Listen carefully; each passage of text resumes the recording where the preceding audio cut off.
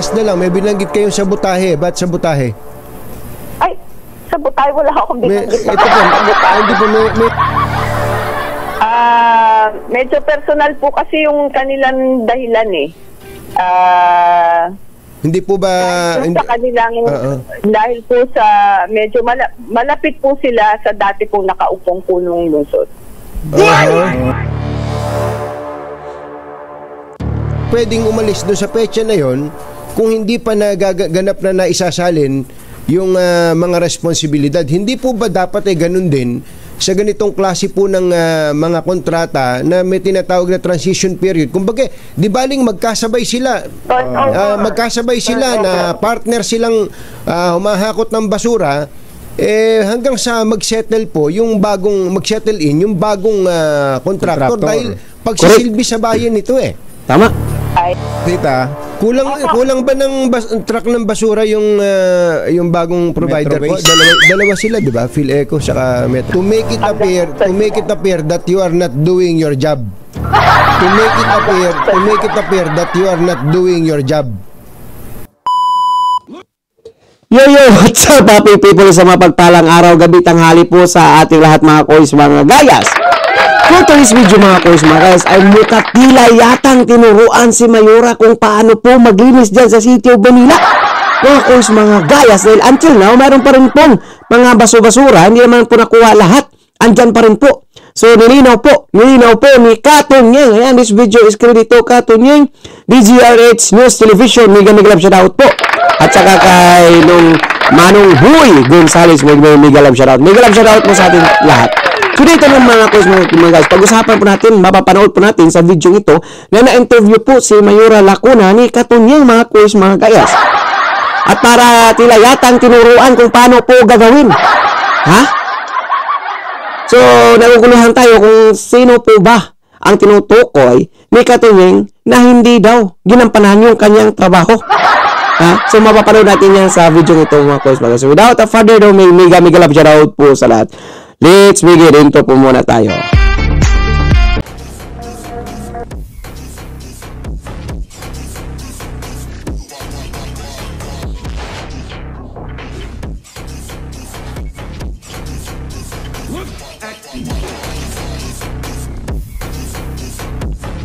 Pagpalay kayo ng buong may kapal. Manila! God first! Magandang umaga po, Ka Jerry at Katon Nyeng at sa inyo po mga taga-subaybay. Opo, unahin nga po natin muna yung basura, Mayor. Kumusta na po ba ngayon? Ang kapaligiran ng Maynila, nung isang araw marami po ang mga nakikita nating nagtambak na basura at siyempre may mga nagrereklamo din tayong mga taga Maynila, Mayor. At tama po kayo dyan, Katon Nyeng. Tayo po ay sinalubong ng napakaraming basura noong January 1. Ito po ay sa kadahilanan na 4 na beses po ang dami ng basura na hinakot po natin at patuloy na hinahakot magsimula po ng Enero 1. Ano po yun? Bakit naging 4 na beses, 400% ang iniangat ng dami ng basura? Siyempre, una-una po, pagka December 31, yung bisperas po ng bagong taon, ay talagang marami po ang nagsasaya. Para sa pagsalubong po ng bagong taon, marami pong naghahanda, pati na ho January 1. Isa na ho yun sa kadahilanan. Ang isa pa hong kadahilanan ay hindi ho lahat ng lugar sa lungsod ng Maynila ay nakolektahan po ng December 30 at 31. Ayun. Kaya po talagang, dahil po sa hindi rin ho namin alam na kadahilanan na kung bakit po December 30. Mukhang hulog sa bitag si Mayora dito, mga kois. Iyan dito, mga kois, kung paano po tuturuan si Mayora Lacuna ni Katon Nyeng, mga kois. 31 na supposedly po yung dating service provider natin ay hanggang December 31 ho sila mangongolekta. May mga lugar po na na i-report sa atin na hindi na po nakapag-kolekta ng basura. So, nag-ipon-ipon na po yan ng 3 araw, 30, 31, and 1. Sila naman po ay inabisuhan natin patungkol sa mga lugar na kung saan wala pong nakolektang basura. Ipagpalagay lang po natin, granted po, granted. Na hindi po nakapaghakot yung Lionel ng December 30 to 31. Pero mayroon pong lumabas na post o comment ng isang driver na nagtrabaho po ang Lionel by December 31 to 31. So, ipagpalagay lang po natin na hindi nakapagtrabaho ng 30 at 31. Okay, ng December. So now, bakit hanggang ng January 6 na lang ay andyan pa rin yung basura? Tingnan nyo. Bakit andyan? Dahil siguro kakulangan ng mga... Alam nyo pala, anong kulang eh. At sabi naman po nila ay tutuloy nila yung hanggang matapos po ang kanilang kontrata, pero nangyari po ay hindi ho ganun. Hindi nga ho ganun ang nangyari, Mayor. Hindi po naubos. Hindi po nila naubos yung pangongolekta po nila yung huling 2 araw ng Disyembre. Nung nag-iikot po yung reporter namin dito sa Maynila nung Huwebes, Biyernes, January 2, 3, ang dami ho talaga, Mayor, na tambak na basura sa mga Center Island. At alam mo nung mga residente at nung ilang nakausap na kapitan ng barangay na nagpalitan ng kontraktor. Lionel yun dati. Lionel Waste Management. Tapos yung bago ay Metro. Binabanggit ni Boy Mother? Metro West. PhilEco ba yan? Opo, tama po kayo doon. Tama po kayo. Ba't po walang sino ho ba dapat ang nangungulekta nung mga panahong yun? Ng December 30 and 31 po? Yes. Hanggang 1, hanggang 2, Mayor. Dahil hanggang January 4, Sabado na, may nadaanan na kung ilang lugar dito sa Maynila, tambak pa rin ang basura sa mga gitna ng kalsada. Opo. Ang December 30 and 31 po, supposedly ang Lionel pa rin po ang mangongolekta dyan. Pagdating po ng January 1, kita nyo. Bakit panay nilang December 30 or 31 yung Lionel, Ay, nag-usapan ito January 1 to January 6 na, yung bago na po nating service providers po ang mangongolekta. Pero gaya nga po ng sabi namin, yung mga naiwan pong basura na hindi nakolekta ng December 30 and 31, ay sinalo na po nung bagong service provider natin ng January 1 onward. Kaya nga po nagdoble at nag-quadruple pa po ang dami ng ating basura. So kaya ang sinasabi nyo, kaya dumami dahil hindi na nila ginampanan yung tungkulin nila nung at 30 saka at 31 itong Lionel? May mga lugar po tayo na in-report sa atin na meron po mga lugar na hindi na po nadaanan pa ng dati nating service provider. Ito po kasi ay medyo kung po ito kitang-kita po hindi maganda ang optics dito. Normally po, katulad din naman sa mga may trabaho akong batsero, naalala ko tuloy yung tinatawag na transition Transition. Halimbawa, meron kaming isang empleyado na nag-resign. Bago siya umalis, merong Di ba mga kois? Ano yung vlog natin nakaraan? Kung sino po nakasubaybay sa atin, yun po yung paniliwanag natin mga kois, mga guys. Na saka magpalit, sana po ay talagang sinuri po, pinag-aralan kung kaya ba talaga, kung hindi pagtulungan. Especially, panahon po yun ng Kapaskuhan at New Year's, mga quiz, mga guys. So, pagka New Year's, dyan yung grabing bilihan kumpara sa Pasko, dagsa talaga yung mga basura niya. So, hindi po nila napag-aralan at agad-agad na lang po na pinalitan.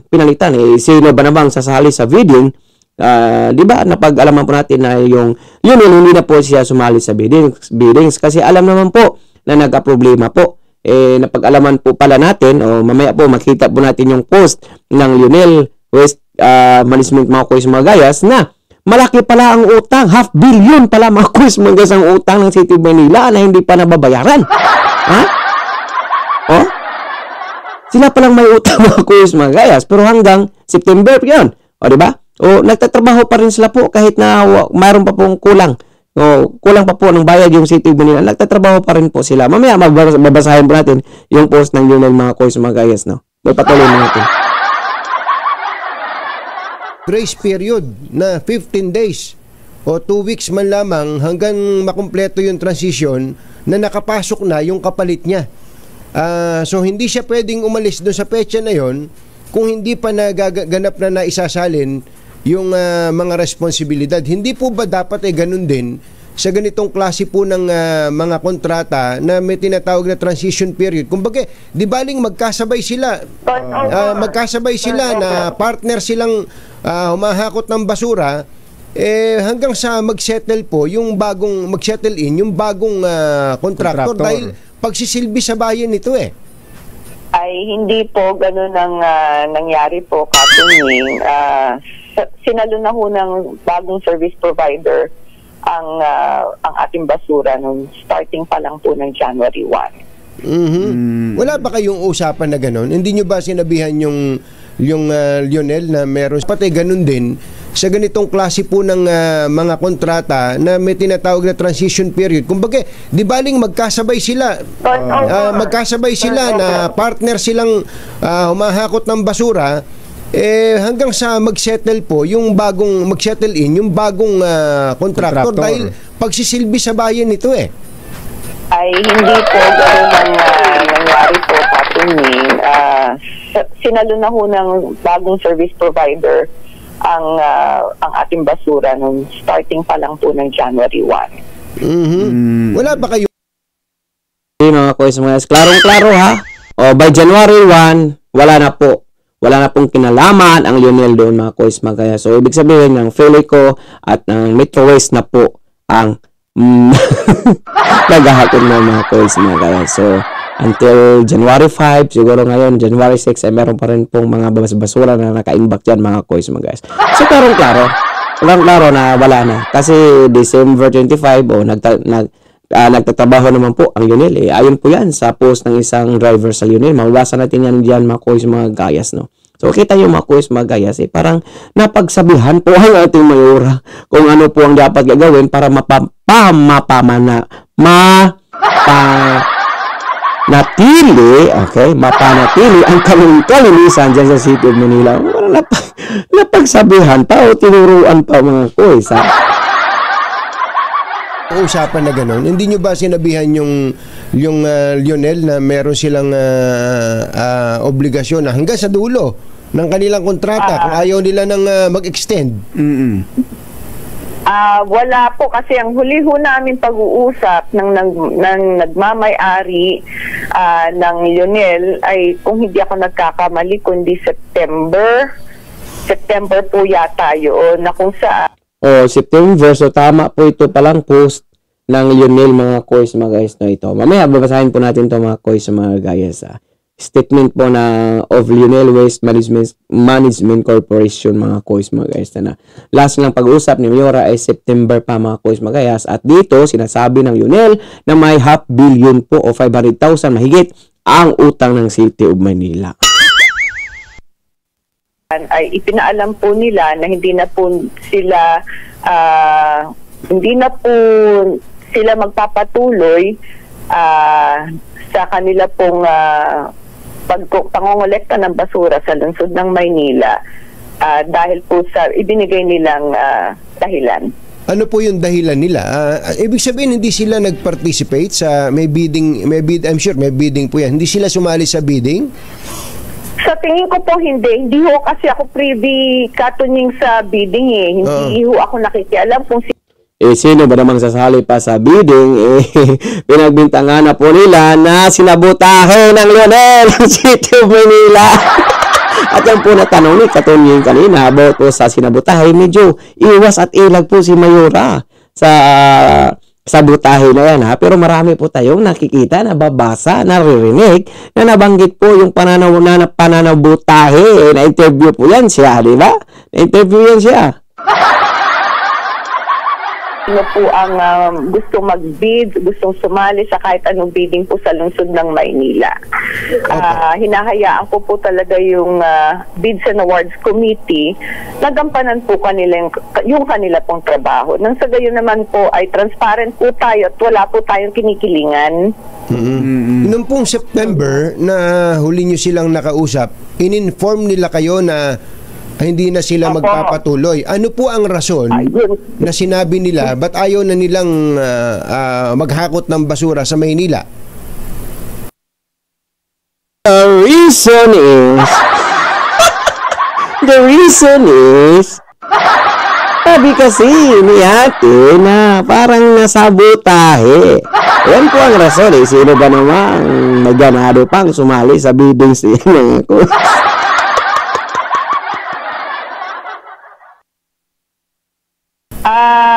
Medyo personal po kasi yung kanilang dahilan eh. Hindi po ba sa kanilang dahil po sa medyo malapit po sila sa dati pong nakaupong punong lungsod. Nilang yung mga quiz. O ano ngayon kung malapit mga quiz mga gayas? So, feel niya sinasabotahe siya. O bakit walang nangyari niya noon nung Lionel pa na grabe yung conjunction sa basura dyan?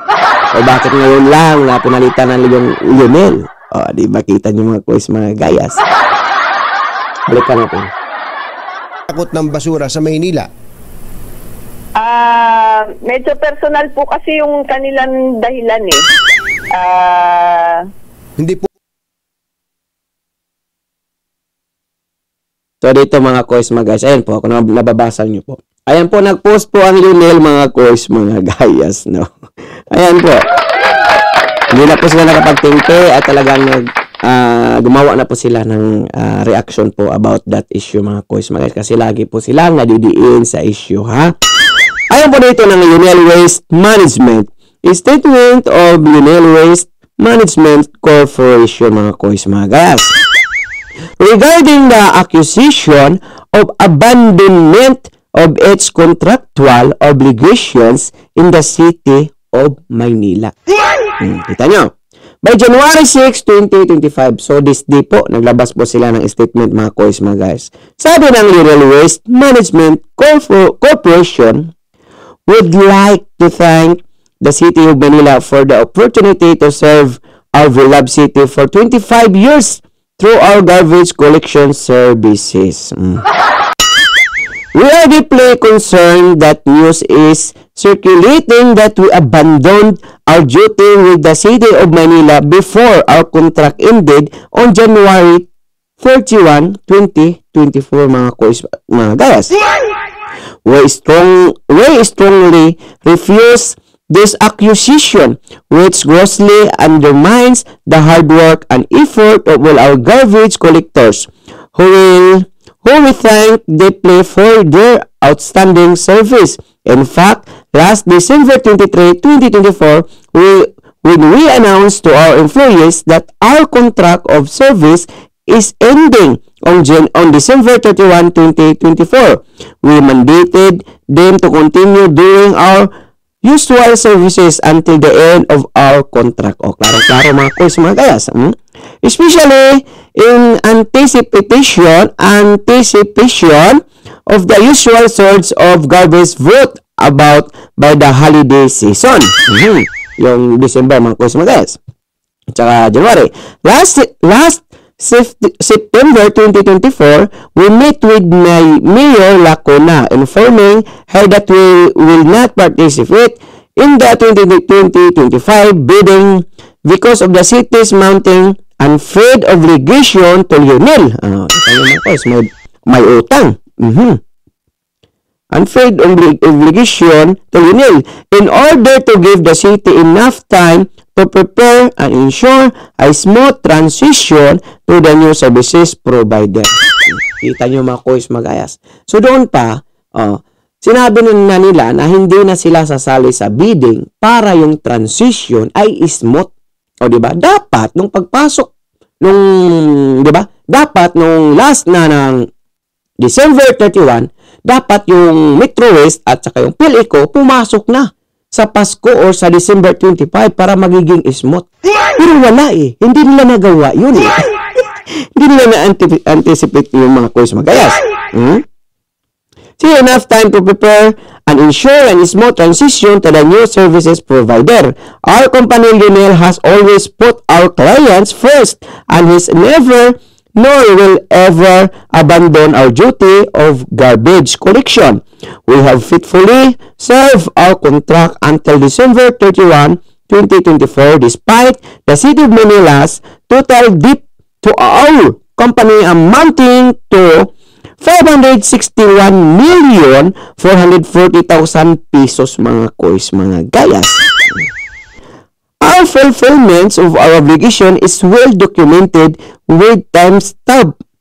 Residents of the City of Manila can at least that Lionel did not abandon its duty, mga Kois, mga Gayas. Saksi ko daw, kitang-kita ng mga Manileño kung kailan sila huling nagtatrabaho. At yun po, tama po, sinabi ng isang driver ng Lionel na hanggang December 31, 2024 sila nagtatrabaho, mga Kois, mga Gayas. Since 1993, Lionel has provided reliable and consistent professional garbage collection services to localities around the Philippines, including multiple highly urbanized cities, and the City of Manila, no exemptions to this. We are proud of the work that we do and will not do anything to tarnish our track record and reputation, mga Kois, mga Gayas. We are grateful for the continued trust of the public and the people we serve, mga Kois, mga Gayas. May utang. Kahit may utang ng City of Manila na 500 million, mga Kois, mga Gayas, ay patuloy pa rin silang nagtatrabaho hanggang December 31, 2024, mga Kois, mga Gayas. Ay patuloy na natin. Sa kanilang, dahil po sa medyo malapit po sila sa dati pong nakaupong punong lungsod. Kay Yorme, kay Isko. Opo. Alam naman po yan ng lahat na malapit po ang ating dating service provider po sa dati pong... Anong mayroon kong malapit? So ang kontrata po nila talagang end of 2024 lamang, pero sinabihan naman kayo na hindi na sila sasali. Yes po. Tama po yan. Tama po yun. Kaya lang, sapat ba yung panahon na yon para po sa inyong paghanap ng maayos na kontraktor?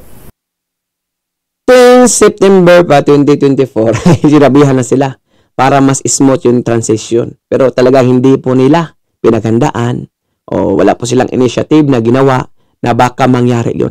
O kakaibahan ating buting Yormis Kong Moreno, talaga advance palagi mag-isip ng Kois, mga Gayas, no? Kung sa ganyang mga transition na yan, I think na talagang kung si Yorme pa yan, napaghandaan na po yan.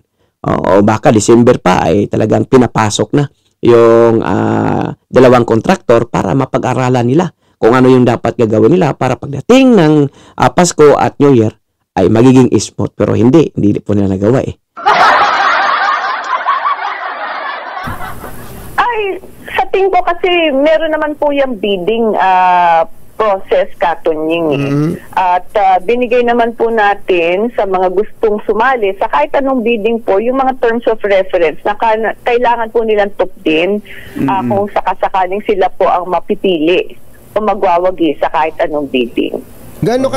Yun nga, mga Kois, nagpaalam na ang Lionel na hindi na po sila sasali sa biddings na yan dahil may utang pa po ang City of Manila na hindi pa nababayaran. So, dapat na-anticipate na nila na hindi na sila ay baka makaproblema tayo pagdating ng season time o Pasko o New Year, o dapat December 1 pa lang pinapasok natin para mapag-aralan nila yung pasikot-sikot kung saan kukunin yung basura. Wala eh. Tanga eh. Tagal na po ba yung Lionel Waste Management dyan sa Maynila? Naku, hindi pa yata tayo pinapanganak Lionel na yata yan. Alam ko po opo, pero meron din pong period na hindi po silang service provider natin. May napalitan. napalitan. Ang alam ko po nung panahon po ni Mayor Lim, Mayor Atienza, sila na po. Nung panahon po ni Mayor Estrada. Diba? Kung sino yung nakasubaybay sa atin, nakapanood, anong nangyari sa City of Parañaque? O diba nagsalita yung Vice Mayor doon na sa Lionel pa ang nagmanage ng basura nila. Smooth. Walang reklamo ang taong bayan. Uang utaw. Pero, pagdating ng Metro Waste na yan, naku, palpak na pala yan doon sa Parañaque, mga kuys, mga gayas. Palpak na pala yan. O, anong ginawa doon? Ganon din, nagkalat. Basura rin, napakabaho. Ganon din po ang nangyari sa City of Manila. Dahil nga, kulang sa tao, kulang siguro sa mga sasakyan, kaya siguro nakaganon. O, di ba nasabi natin nakaraan? O, kung sino yung nakasubaybay na naman nito, mga kuys, mga gayas. Anong sabi natin?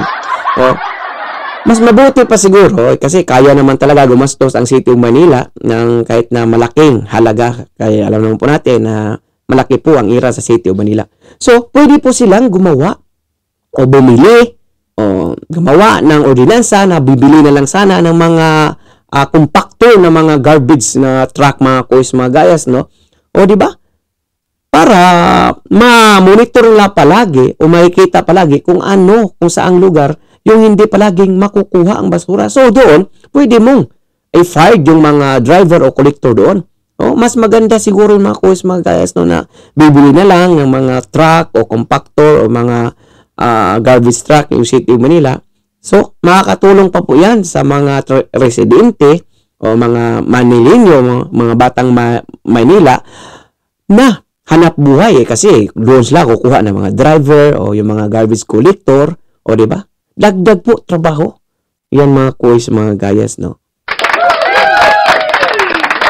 Ay hindi po sila at nakabalik po sila nung panahon po nung dati pong alkalde, si Mayor Isko. Magkano po yung kontrata nila per year nung sila ang service provider dyan?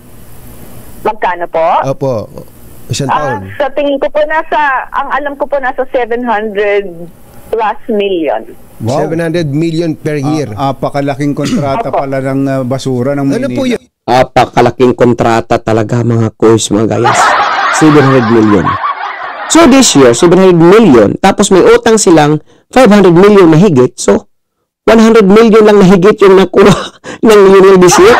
Noong 2025, mga kuys, mga gayas. Pero yun, 700. Tapos may utang silang 500 na higit. So, ilang million lang nakuha? O, kaya po ba yung sa krudo pa lang? O, sildo ng tauhan? O, paano na yung limit, mga kuys, mga gayas? Sa isang taon, 100 na higit lang nakuha. Samantalang 700 yung kontrata.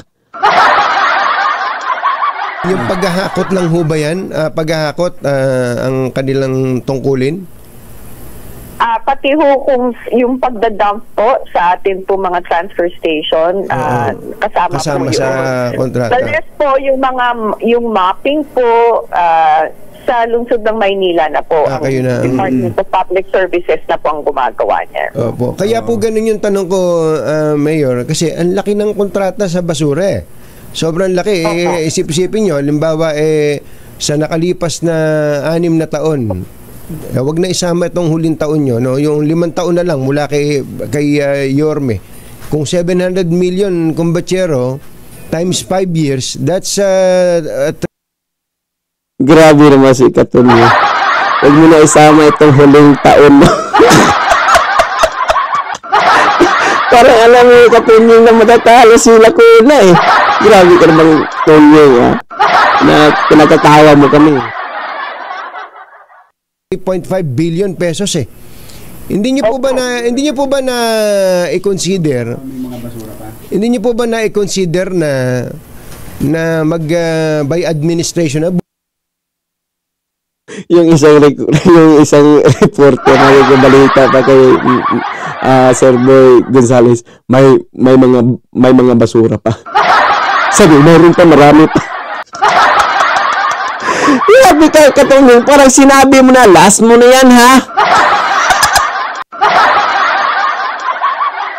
bumili lang kayo ng mga sarili nyong truck ng basura. Katakatakot na truck siguro yung nabili nyo kung meron kayong ganun kadaming pera. Kalaking pera sa kontrata. Na imbis na ibinabayad yan sa mga... Yan yung sinabi natin sa sino yung nakasubaybay sa ating mga vlog, mga kuys, mga gayas na bakit lang hindi bibili ng mga dump truck o compactor truck yung City of Manila na makakatulong din po yan sa mga residente walang matrabaho dyan, dagdag trabaho po yan, employee o mga driver o mga garbage collector o mga kasamahan dyan, o di ba? Bibili na lang siguro, sana po mapag-isipan ni Ernesto Moreno yan. Kasi magaling yan si Ernesto Moreno, napakatalino yan mga kuys, mga guys. Contractor na yan.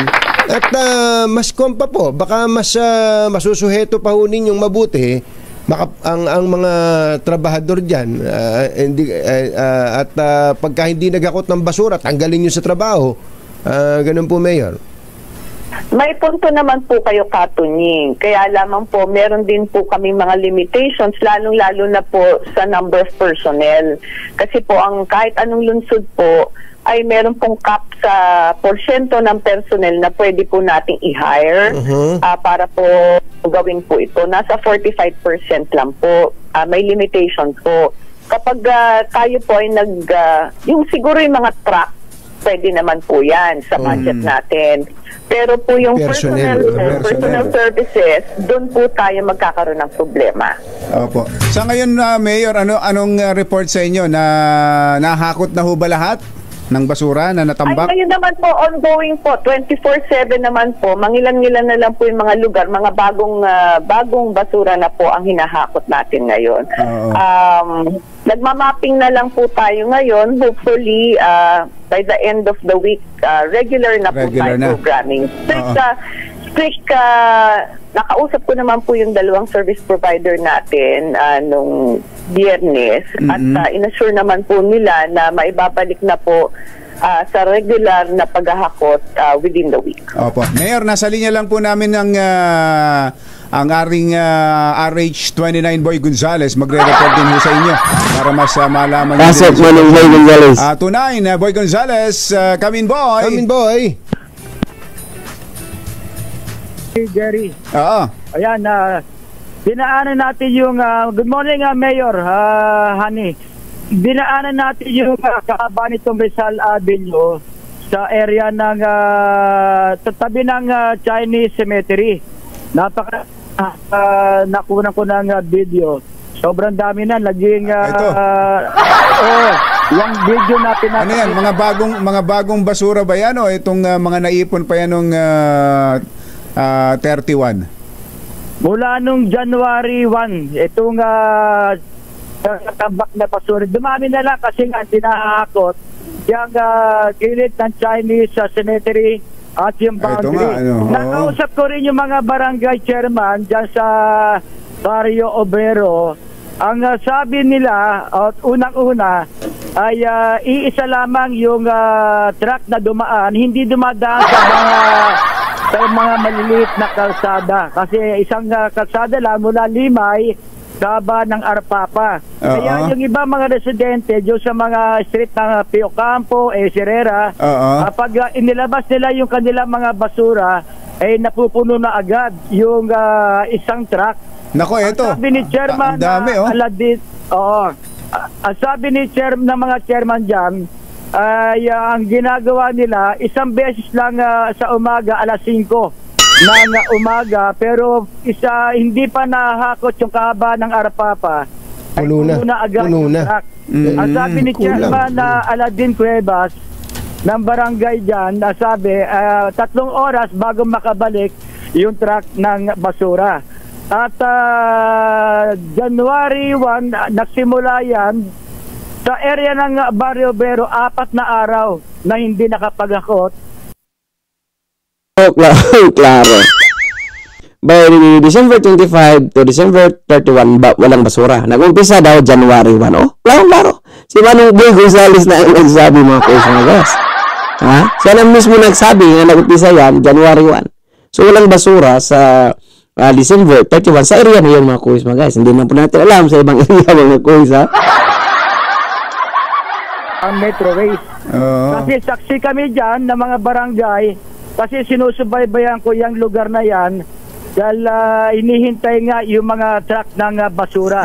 Dito naman sa Moriones, sa Tondo, tambak na rin na basura. Itong video mo na pinapakita natin ngayon na halos mga lahati na yata yung kalsada sa dami ng basura. Saan ito, boy? Yung bago ngayon, yung, ito. Yung sa Moriones. Moriones ito. Moriones ito. Yan naka-zoom. Yan naka-zoom. Sa Moriones yan. Ang dami nga, So, ang problema ay kokonti yung truck ng bagong kontraktor na pumapasada. Oo, ang napansin din ng mga barangay official na-interview ko, ako rin, meron ako nakita 3 palero ang naghahakot lang. Wala silang compactor. Dump truck na inilalagay, binubuhat yung mga truck. Ang nangyayari kasi ngayon, kapag naka-plastic lang yung mga basura, kumakalat. Mas maganda yung ginawa ni Chairman Chris Paulo dyan sa Obrero. Yung mga truck niya, yung mga basura nila pinalagay sa mga sako. Kaya naging maayos yung paghakot ng basura ng Metro West. Ang problema lang, pag dumaan madaling araw ang truck ng basura isang beses, dahil nga sa naipon, kumalat, hindi na sobrang dami na sobrang dami. Tambak na, kaya kailangan mag-double time yung bagong contractor. Kaya nangyayari ngayon, mabaho na yung lugar at sa sobra may mga pasensya na sa nag-almusal, may mga patay pa ron na aso na ay sus, Mario Jose. Okay boy, sandali, babalikan natin si Mayor para maiparating natin sa kanya. Mayor, andyan pa kayo sa linya, Mayor? Narinig ko po lahat ng binanggit po ni Boy. Opo, patututukan ko po yung mga lugar na binanggit po niya sa kahabaan po ng Obrero at saka ng Arpapa at yan po sa may Chinese Cemetery. Opo. Salamat po, Mayor. Ilang hakot na po kami dyan sa Moriones. Mukhang napakarami pang kailangang hakutin. Ito may video tayong pinapakita. Kulang ba ng truck ng basura yung bagong provider ko? Dalawa sila, 'di ba? PhilEco saka Metro West. Dalawa po 'yan. Ang sabi po nila ay tinutugunan naman daw po nila yung requirements po sa kanila. Oo, baka pwedeng awayin nyo na sila. Awayin nyo. naman po sila. Kailangan mag-double time kita. Kulang ba ng truck ng basura yung bagong provider ko? Dalawa sila, 'di ba? PhilEco saka Metro West. Dalawa po 'yan. Ang sabi po nila ay tinutugunan naman daw po nila yung requirements po sa kanila. Ayan po yung baka pwedeng awayin nyo na sila. Kung nakita niyo yung naka-flash kanina mga course mga guys, yan po yung komento sa post ni Mayora, isa pong driver ng Lionel mga course, driver yan ng dump truck ha. Para mabasa nyo, copy-paste ko na lang sa comment section, doon nyo po mababasa yun mga course, okay? Awayin nyo. naman po sila. Kailangan mag-double time ho sila. Kasi kung po yan Tama po kayo. Last na lang, may binanggit kayong sabotahe. Ba't sabotahe? Sabotahe, wala akong binanggit na sabotahe. Hindi po, may binabanggit po sa mga balita ngayon na sinabotahe ba kayo ng Lionel o sino bang Yan po ang amin pong iniimbestigahan ngayon, kaya nga gaya nga po nang nasabi ko, meron po mga lugar na hindi na po hinakutan ng basura magsimula pa po at 30 ng Disyembre na dapat po sana ay araw-araw ay naghahakot po ng basura. To make it appear that you are not doing your job.